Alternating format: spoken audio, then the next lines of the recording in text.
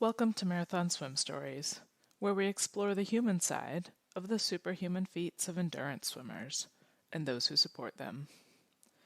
I'm marathon swimmer and coach, Shannon Keegan.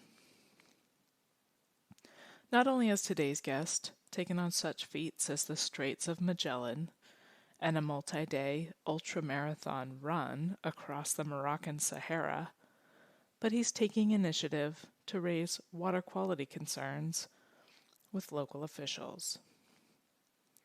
No one wants to swim through plastic, trash, drain overflow, not to mention sewage. What can you do to preserve your local waters? If not for others and for future generations, for your very own swims. Check out the global Waterkeepers Initiative at waterkeepers.org. Find your local waterkeeper or become one. We are all waterkeepers, says Madhu, and he's right. As our previous guest, Neil Ajus, mentioned when he created Wave of Change Malta, it's not about giving money to the cause.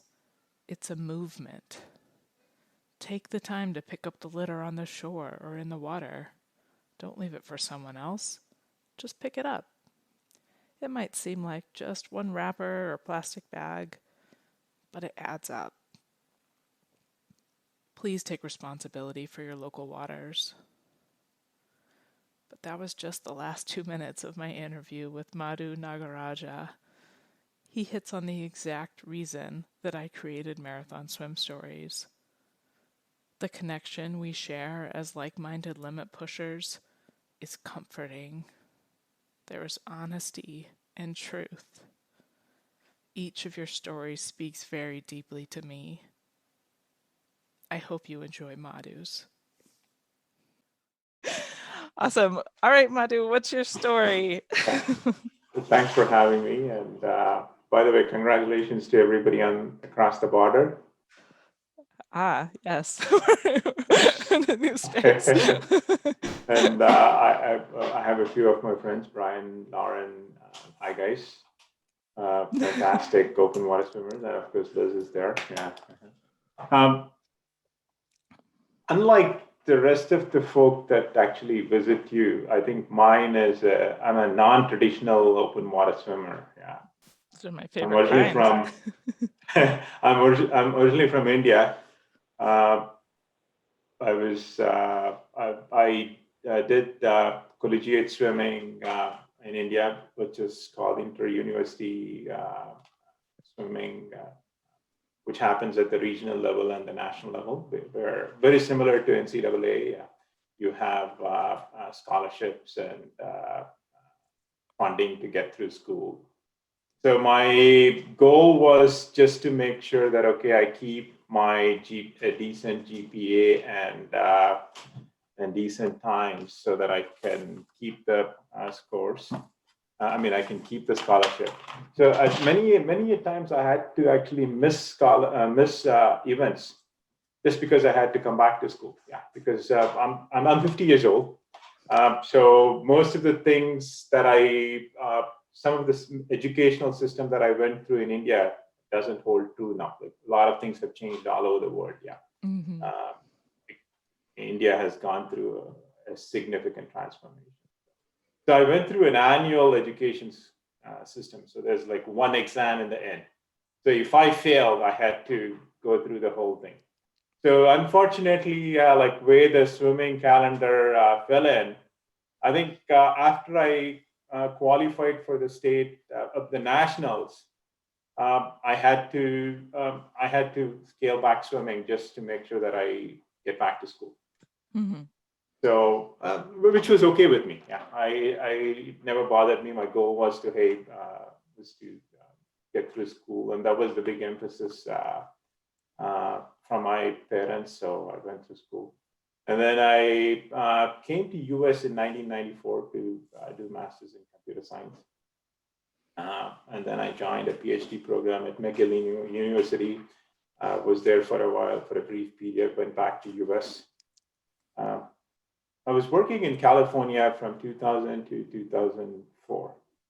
Mm-hmm. Many of you on this thread know what happened with the economy and with innovation in technology. So there was a massive dot-com boom, which we kind of took advantage of, and then it also crashed. Mm-hmm. So I was fortunate to experience both. I rose through I climbed the mountain, and then we fell down the mountain as well. So when I fell down the mountain, being an international, like a foreign resident, I had to have a visa sponsored by an employer to work for an employer in US. That's how the work permit works in US. So at that time, there were so many Americans who weren't working. I couldn't.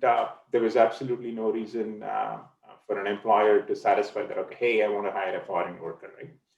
But anyways, yeah, my wife was working, which was good, but I did not need a visa to swim. So I joined a local master's team. We lived in Palo Alto. One thing led to another. I decided to swim my first open water swim, first ever open water swim. I've always been a pool swimmer. Uh-huh. My first open water swim was May 6, 2003, in a small lake in Northern California called Spring Lake. Okay. Water temperature was 63. First ever open water swim. First ever Some open from water a swim. guy from India. Okay. So I mean, Liz can actually vouch on this. And Lauren and Brian. I'm a wimp actually. Yeah, I'm not the guy who can. Hey, let's go jump. I'm not. Although I can say it in words, but I'm still a wimp. So in order to get through that, I rallied up a few other people in the pool, and we all decided to go. So it became a group activity. Yeah.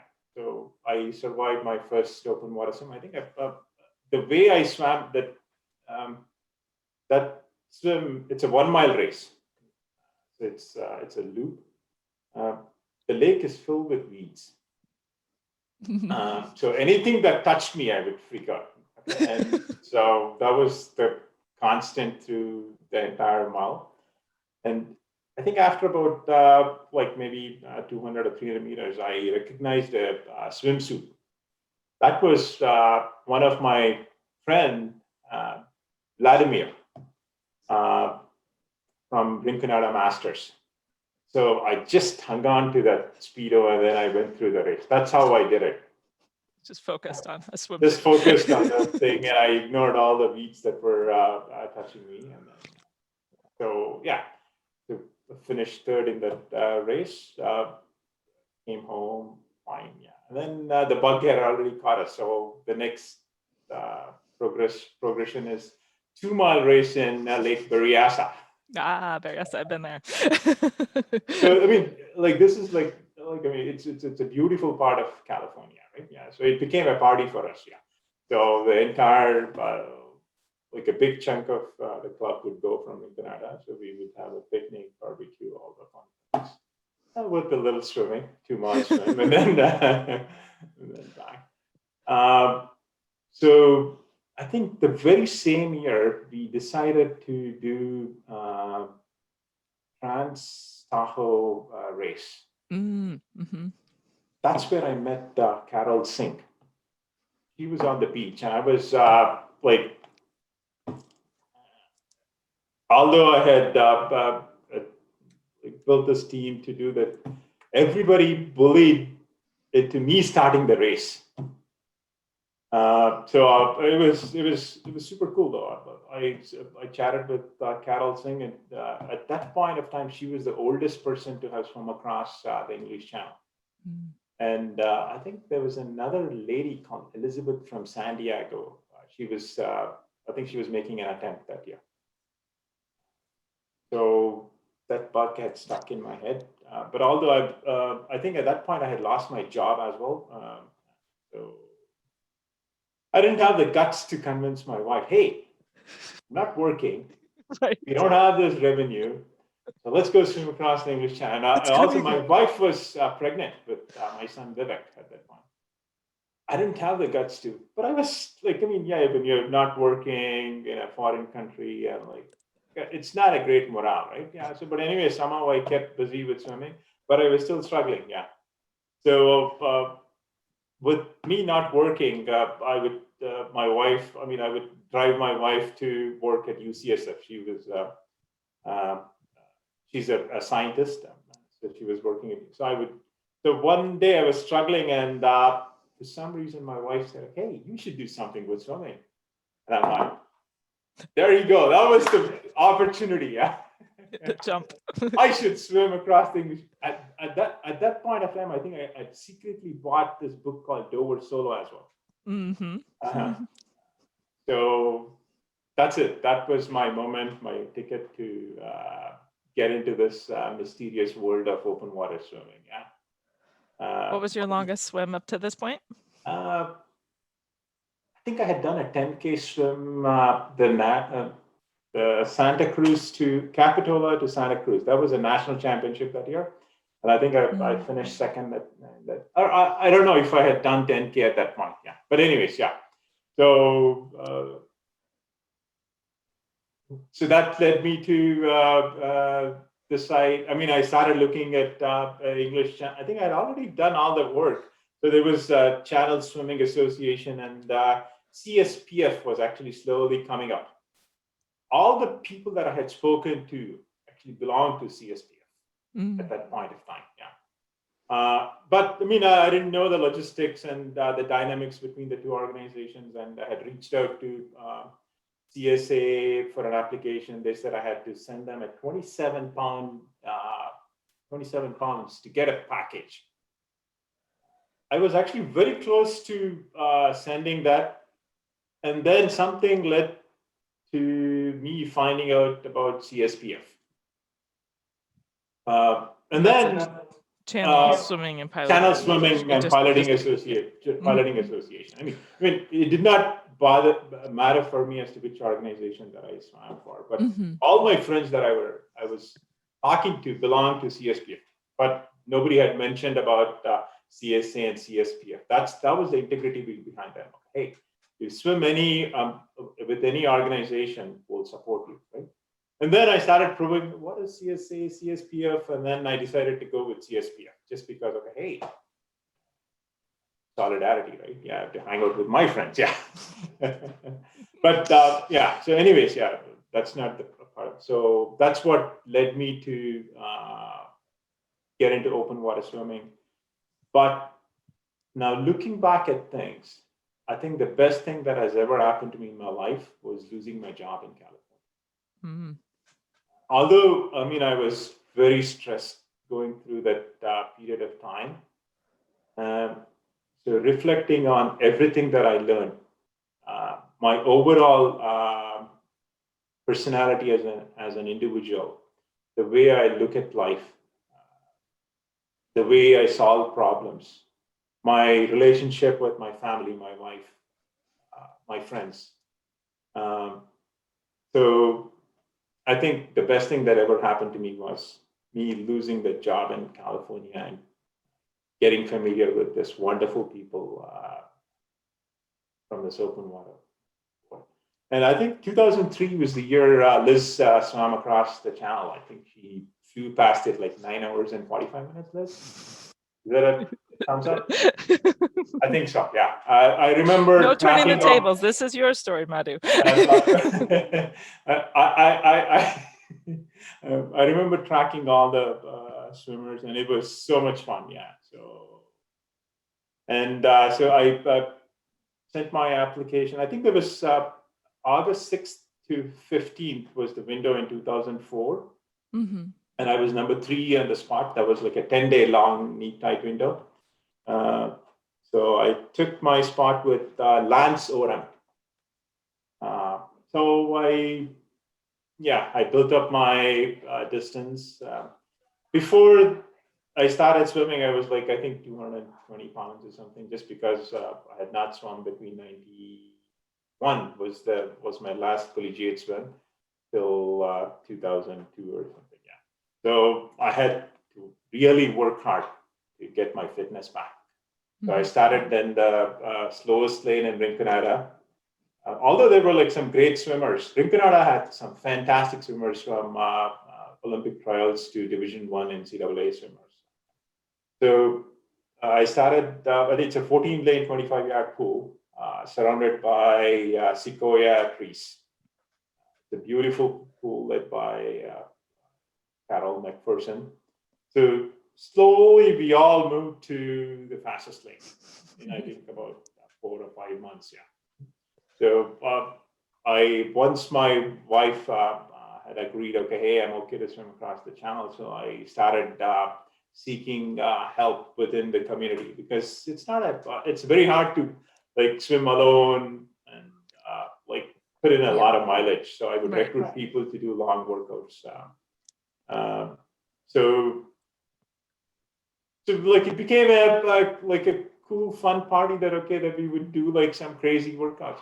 I would pick up all these crazy workouts from Dover Solo, and then sometimes at those times, like the internet was pretty stable, but we had a syndication called in a website called Smart Groups. So we would exchange training pain points, workouts, and everything. Yeah, that was a fantastic group. Yeah, a lot of people supported me. Yeah, a lot of people. Yeah. So like the entire Rinconada, like we all became like strong swimmers. Yeah.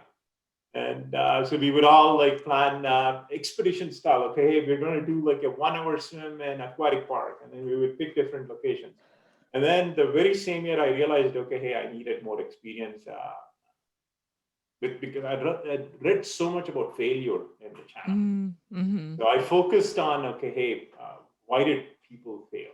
Why do people fail? I focused on that. So the biggest factor was people had not acclimatized. So I made sure that, okay, that I'm going to, because having come from India and always swum in a pool, and I still have trouble jumping in a pool. So I every day I went to Pacific to San Francisco Bay. So I decided to join this another wonderful club called Southern Rowing Club, and so the first thing that I told them, hey, I'm here to swim. Joining this club because I am training to swim across the channel. So these guys took me as their own, and everybody in that club actually helped me. Bob Roper, John Mayer made sure that I gradually built my swim from 1 hour to 10 hours. 10 hours and 2 seconds was my longest swim before I went to the channel. So they would look for bad weather conditions and then take me out. That's helpful, right? And I would literally cry it like if this happens in the channel, the swim is not going to happen. Okay. Bob Roper, he's passed away. Yeah, is this tiny man on a Zodiac. He would, he would force me to stay in the water to get through those rough times. So a big chunk of my success in the channel actually goes to Southern Rowing Club, my friends from from Rinconada Masters and Smart Groups. Okay, so I had to thank them for that. Yeah. Yeah. Okay. So that was it. Yeah. That was it, and that was it. No, that's not it at all. Come on now. so you had to. Was there any? So you had a long training swim. You said 10 hours and 2 minutes prior to in the bay. So you're acclimatized. You're ready for a big channel crossing. Did you do any other kind of milestone swims around? Oh, I did some crazy workouts. Yeah, like okay, just workouts, but not like I don't know. Tahoe wasn't really a thing at the time, and yeah. No, like I mean, the thing is, I mean, yeah, like as I said, I started this meeting. I'm a non-traditional open water swimmer. I don't do like 100 swims. Like I know, like I think one of the questions you ask is, I'm gonna, do you have any DNFs? I have DNTs. I haven't tried many swims. Okay, so that's who I am. That's good. That's good. That's So, okay. That's but I made sure that that I was training a lot. Training was actually very hard. yeah. Um, so it's also convenience because I have to make sure I can't just go, oh, I'm going to go swim Lake Tahoe, leaving my family and kids, right? Right. So I Yeah. had to make sure whatever is convenient within my means. Yeah, that's good. So Bay was closed, and we would just pick spots within the Pacific Ocean. We would get there, and yeah, that's what I did. Yeah. Yeah.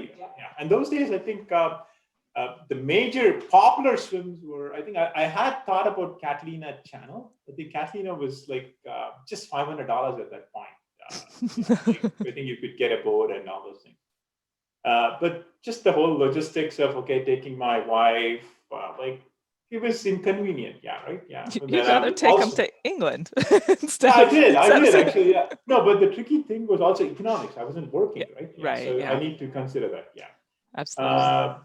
So yeah, and that's what led me. So with whatever means I had, I made sure my training was difficult. I did some crazy workouts in the pool, which was fun. I have to actually blame Marsha Cleveland for wrecking my shoulders. So, and yeah, so that's it. Yeah, I got across the channel, and then oh, come on now. You didn't just get across the channel. Tell us something that happened during the channel.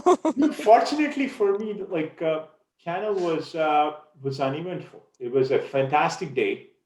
Although I was fighting demons in my head because of all the stories that I had read, I was always scared that that I might not. I was very conservative. That's what I noticed. Yeah, like it might not be the absolute truth, but my interpretation is I think I was like conserving energy just to make sure because I had read the swims could be like 18 hours or 20 hours, so I was thinking, hey, how do I survive right. that long? So, but later on, after 6 hours, 6 or 7 hours, the first part of the swim was like super calm. Although there was a storm that had passed the night before, I should have actually taken advantage of that and swum faster, but I didn't. So when the winds picked up, I think it went up to like force 2 or force 3. I'm not sure. That's when I started swimming. Because there were some momentary challenges, right? So that's where my because as they say, an empty mind is a devil's whatever that age is, yeah, right? So, but I was able to focus on that the waves that were hitting me, and then that's when I started swimming. So fortunately, I missed touching Cape Grenade by I think 500 meters or so. So I landed on this beautiful beach descent, which I was okay with. I had nightmares of landing on Cape Grenade, although that's the shortest point. All the barnacles, rocks, and yeah, right. So I had read about those things, but I landed on this fantastic beach descent. So and what did when it I feel came, like? It was 2004, and I crawled across, and yeah, it was. I just had to swim back to the boat. I think I'm glad nothing happened, and I was happy. And I swam back to the boat. I think I spoke to a few French people, and I think my swim was 12 hours and 31 minutes. I could have, I think, I know Lauren King is there. I want to rub his. So I could have gone under 11, but You were conserving yourself just in case. Yeah. So yeah, we came back to the boat. I spoke to my wife, who was actually at that point. My son was born. He was 7 months. So they were staying with a friend in Cambridge. So it was a wonderful feeling to speak to them. Hey, that I got across the channel, and that was. And then when I came back, this is super cool, actually. Allison. So I swam on August 10th. August 8th was the Zurich swim. So a big group of the Dover pod had gone to Switzerland. So and they'd just come back, and there were like about 20 people waiting for me at the Dover Marina. Alison Streeter, Frida, my friend John Doolittle, and a bunch of others who had swum across. And that was super awesome. Yeah. That sounds fun. Yeah. And yeah, we finished the swim. We had to move back to Canada because our visas had expired in the US. So I had to just get back to settling in a new country. But you had this ticket of being able to swim, this experience swimming that you could. It's I guess I find, having moved around a lot, like being able to go meet a swim community. Yes. In fact, that's the first thing that I did. Yeah. Absolutely. Yeah. At that point, I think these groups were not there were not a lot of like popular swim groups in Canada.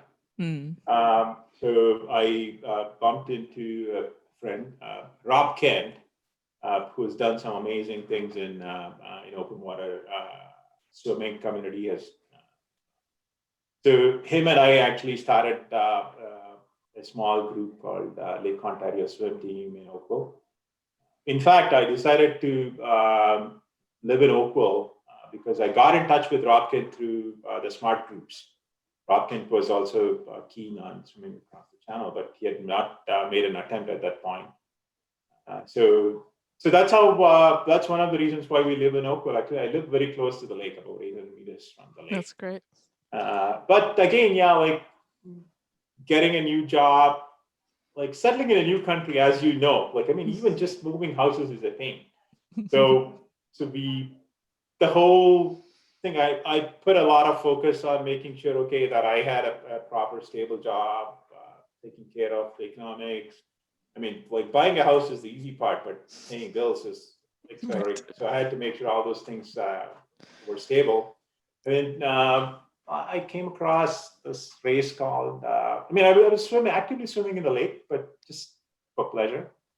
So 2009, my daughter was born. So 2010, I did this race called Marathon des Sables, which is an ultra marathon in the Sahara Desert. And as I said, I'm also not a skilled athlete like Liz. Liz can run Boston Marathon and swim across lakes.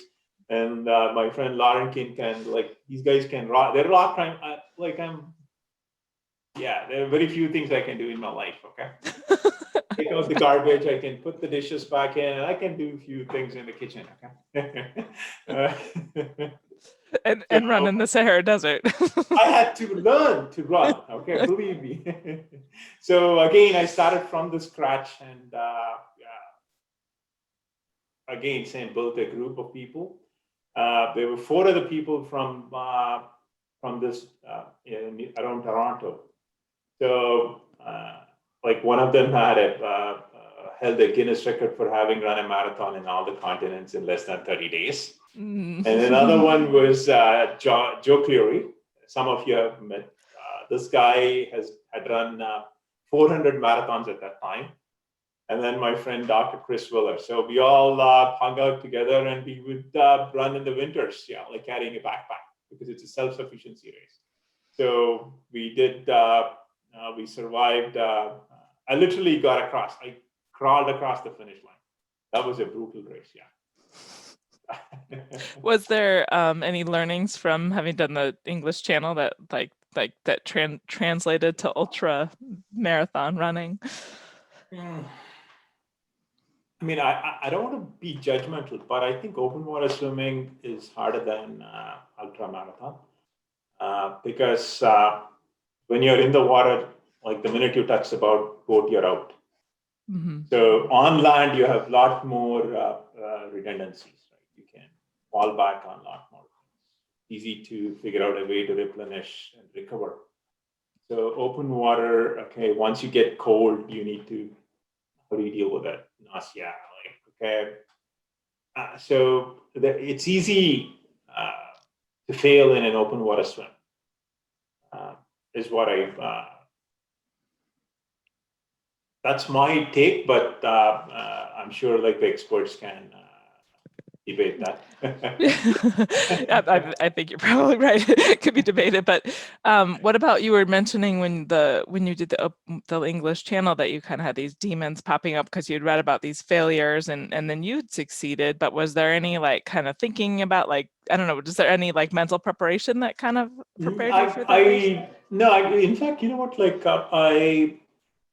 my parents, my wife, actually, they've supported me a lot, and I think the channel group, I relied a lot on their wisdom. As I said, I think the best thing that happened to me was that, like when I lost my job, my personality changed. The way I looked at challenges, I think that's when I realized, okay, hey, things that I can control, things that I can't control. How do I deal with it? How do I influence these things? So, but I think I had a lot of support from the community and my family itself. Mm-hmm. But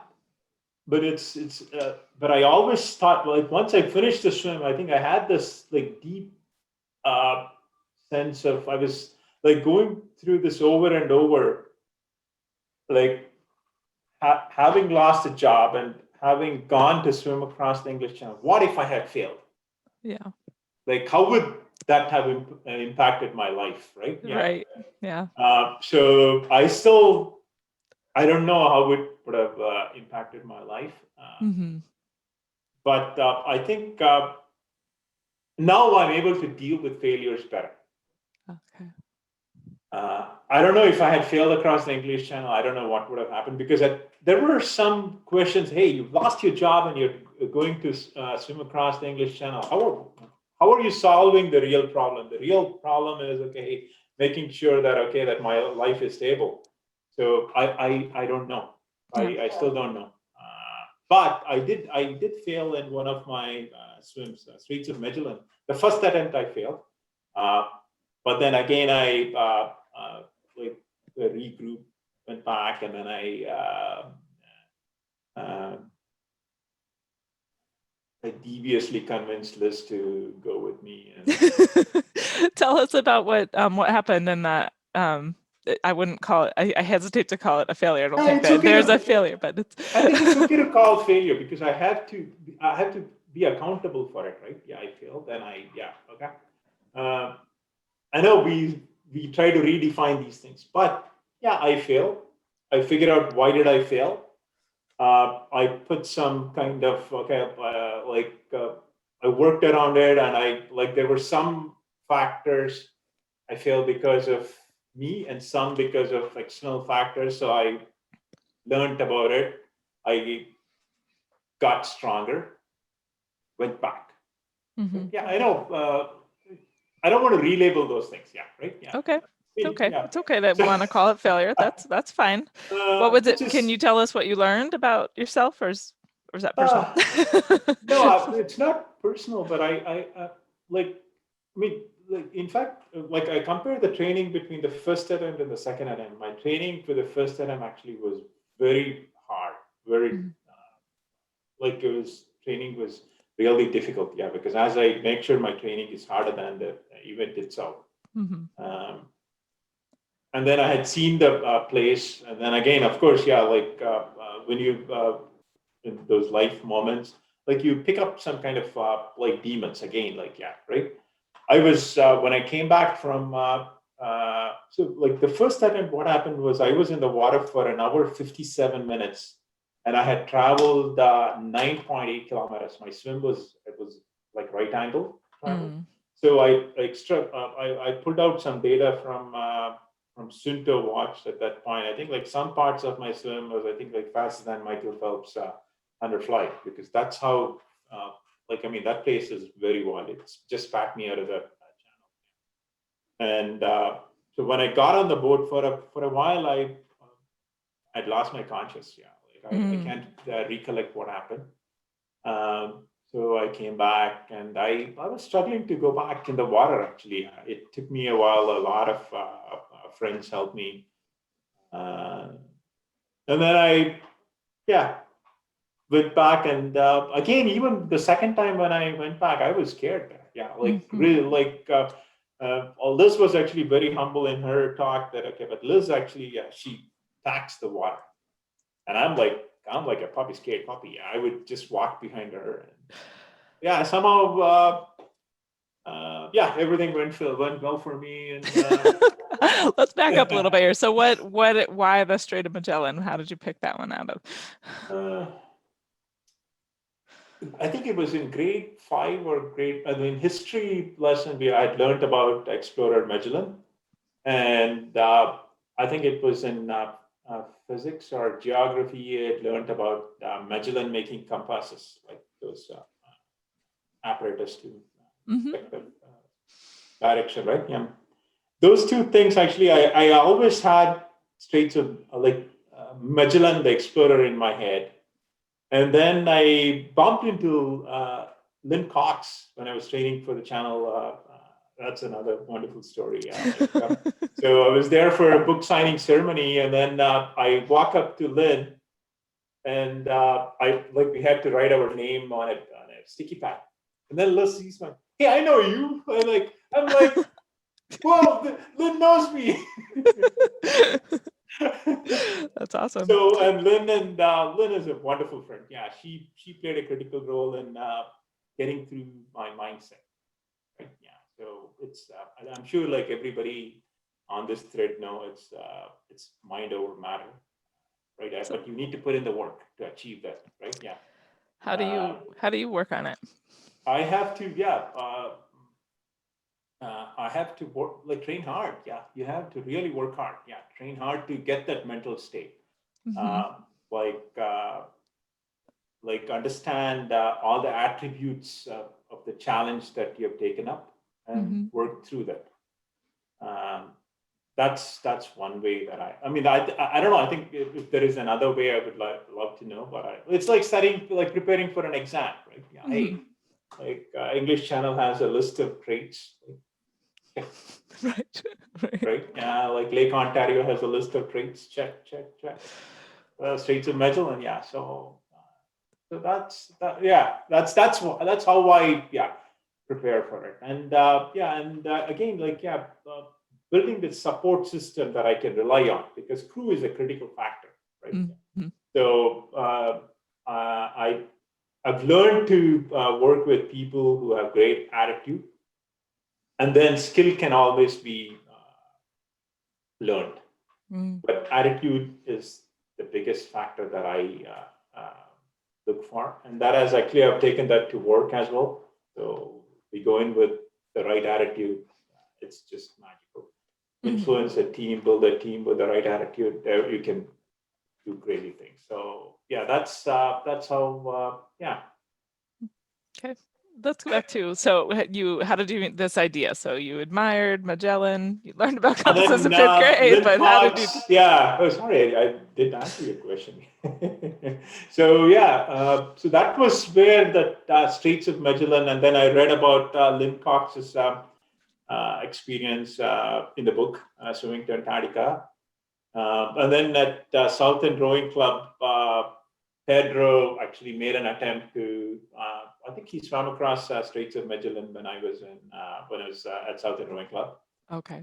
So that thing stuck in my head, and so after Marathon des Sables, after Lake Ontario, we just started. We never stopped swimming in the lake. So swimming in the lake was seasonal between April or May and July. But a bunch of us it was like more a social activity for us. We would be. I think we are still like a bunch of kids. We go out there and then swim to a point or a buoy, and then we kept on doing that. Okay, we kept on pushing that. And that's when I realized, hey, maybe I can make an attempt to swim across Straits of Magellan. Yeah. And what was the planning like for that? Just like book pilot. The Straits of Magellan was a bit tricky. The first time, it was. Language was a tricky barrier, right? Yeah. First time, I work in Toronto. I live in a small township called Oakville, and so I take this train on like a commuter train. And one of the passengers, I never sit in the train. I'm always standing in the train, even if there is a seat. So there was another individual. His name is Patrick. His name is Patrick. Yeah. So he, we would always stand and we would talk about all kinds of things. And I think he had seen a newspaper article about me, and we had never spoken about swimming. We would talk about all kinds of silly things, right? He was from Chile. Ah. So I took advantage of him to do the initial communication with Claudia. So I think language was one of the factors for my failure in the first attempt. Interesting. But at that, so for the second attempt, Christian Vergara came into the picture, so he took care of everything. Christian does a fantastic job. Yeah, again, a team to help me train. Yeah, we had, it was fun. Yeah, so we would go in the water every morning, have a cup of coffee. People would laugh at us, and people would help me get into my clothes, everything. Yeah. So I think the longest swim I did was 1,400 meters in 0.9 Celsius. Yeah, that was my longest training swim for this for the Straits of Magellan. That on the first attempt. Yeah. Awesome. So we went through the first time. You said you kind of came out of the water pretty much not really conscious. So cold was definitely getting you. The second time, there's the team, of course, but was there anything like mentally, physically? Was it really just like the training that got you through, or was there anything else? I was scared. Every step I was until I walked in the water, I followed Liz and Michelle Macy. Yeah. And then every stroke I took, I was going to die the next stroke. That right? was what I was fighting with. But then I would bring my thought, and I was going to bring back on my family, Simon and the kids. And then, I just pushed through that. Yeah. Straits of Magellan is a tricky swim. It's bumpy. Yeah. Bumpy's a word for it. Yeah. Even until the last stroke, the water was never calm for me. Yeah. Yeah. I think Michelle Macy finished in 52 minutes. I was an hour and 19. So yeah, it was. I just followed these two legends into the water, and then and it was a struggle to I would think that I was going to die, but then I had to bring my focus to my family and then push through. Yeah. Focus to the family. That's good. Yeah, that's a good one. Any other, I guess, what would you tell somebody if they said, "Oh, I want to go do the Straits of Magellan"? What would you recommend to them? Train hard. Yeah, training is very important. Yeah, understand the attributes, build a support system, know your weak points, and make sure you address them. Yeah, make it fun. Yeah, it shouldn't be a chore. Yeah. You just said a big one there. The know your weak points and address them. I think it is. I think it is important. Yeah. I think anything in life, if you need to progress to the next level, right? You need to, and that happens at work every day because I work for a startup company. We are constantly breaking barriers. We are constantly looking for new. So we are always failing, and I'm like, okay, hey, we're constantly continuous learning for us. Yeah. So that's where another thing, the way I'm involved with this open water swim, although I don't do that many swims that most of the people do. My personality of hey, going towards these adventures, and then at work. So I fit in well in a startup company, there's a chaos. Chaos is. I feel comfortable in an uncomfortable situation. And like, I mean, again, and I'm sorry, I don't have like a massive list of swims. You I don't don't. have I a don't. bucket list. You misunderstand but the story is No, all about. It's I about know. you. But what makes you sign up for? So you did an English channel, and then you signed. You like what made you want to go do another marathon swim? I guess you did the run, but then what made you want to go do another marathon swim? I'm doing another run. I'm trying to recruit Liz for this. Yeah, Sinister Seven. Yeah. So this is a fun. This is a 100-mile run in the Rocky Mountains where you Ah, climb. There's an elevation gain of 7,000 meters. Yeah. So I'm sure everybody on this channel, like you should look up and you should join us. Yeah. So a bunch of open water swimmers conquering this 100-mile run. Let's do it, Shannon. my running days might be past. But what do you think drives you to do these endurance sports? You think? Have any idea? I think it's the people. Yeah. Mm. People. I think the common factor between these adventures are like the fun group of crazy people. I think there is that weird element that I actually connect with them. Um, so when you make that connection, that human connection with that element, I think it's like it's a fun relationship. It's a fun fellowship, Mm-hmm. right? And I like that. It's yeah, and I can rely on that connection, and I can completely believe in that, um, and that makes me comfortable. Yeah.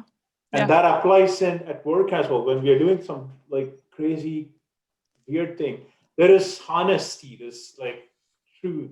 Like those things that are important, right? You can't fake those things. Right. That's very I mean, true. there are some places where I've like just gone through the mundane routine of getting through work. Here, like you have to solve problem, but at times you need to sit back and relax. But that's that magical connection where okay, hey, right? That is my take on it. Yeah, I call them like-minded limit pushers. That's what Yeah, we like are.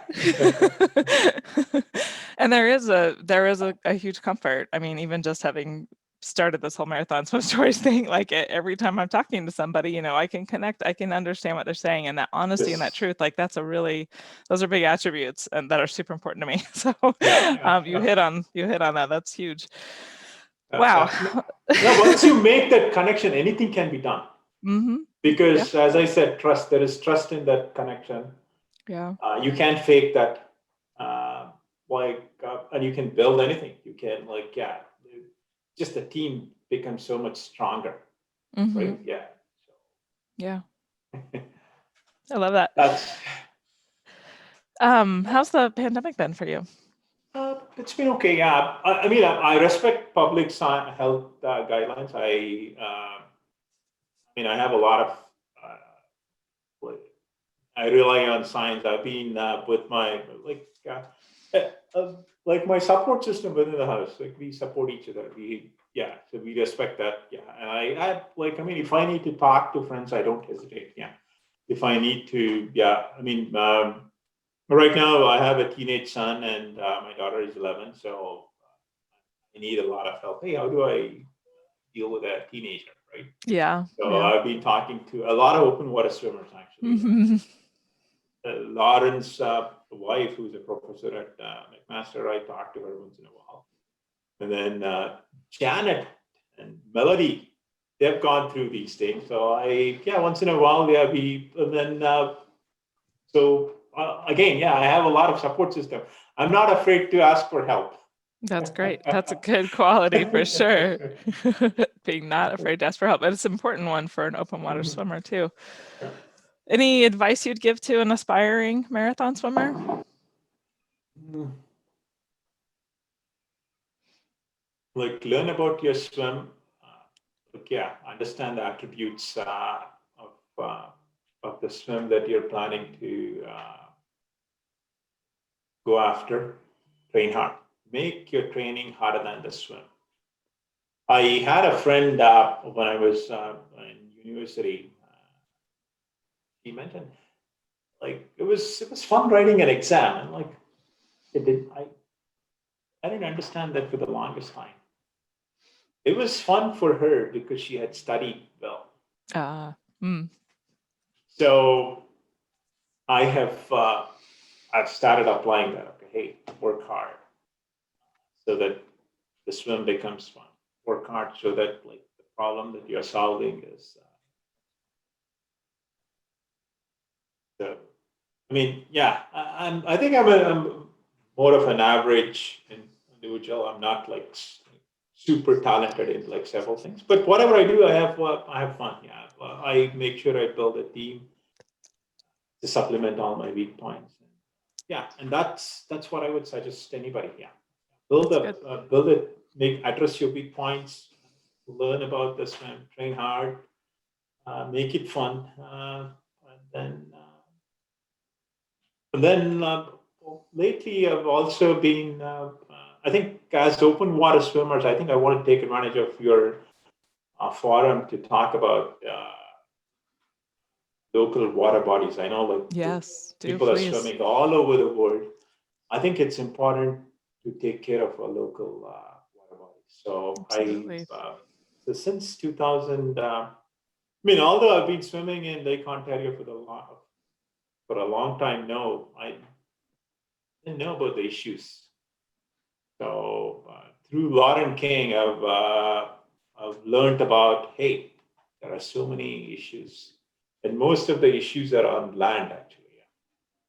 Hmm. Cover some of the infrastructure is aging, sewage being dumped in, the way we live our life, okay, like plastics, simple things, right? Yeah.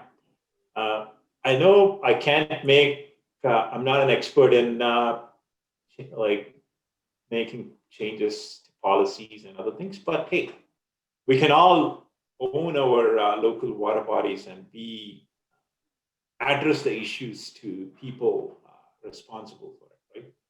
To the Yeah. local governments. And maybe, yeah, we can give a voice to our local water bodies. So I think, like I was talking to Steve Munitonis, and he said open water swimmers don't care about the environment.